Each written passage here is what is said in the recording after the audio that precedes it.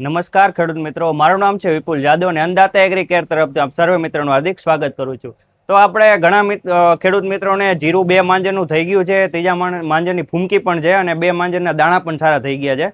પણ એમાં સૌથી મોટો પ્રશ્ન જે કાળિયાનો રહેતો હોય છે, જે અલ્ટરનેરિયા બ્લાઇટ કરીને રોગ આવતો હોય છે કાળિયું, એનો રહેતો હોય છે. તો એના માટે આપણે કઈ દવા ઉપયોગ કરો તો વધારે સારા રિઝલ્ટ આપે, તો એના વિશે વાત કરશી.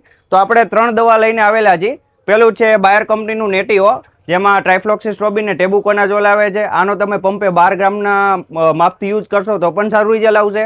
પછી બીજું જે ટેકનિકલ છે એ મેક્રી છે, જેમાં એજોક્સિસ્ટ્રોબિન અને ટ્રાયસાઇક્લાઝોલ બંને ટેકનિકલ કાઢિયા માટેના છે અને પંપે 30 ml નું માપ છે. આનું પણ રિઝલ્ટ બહુ સારું મળે છે.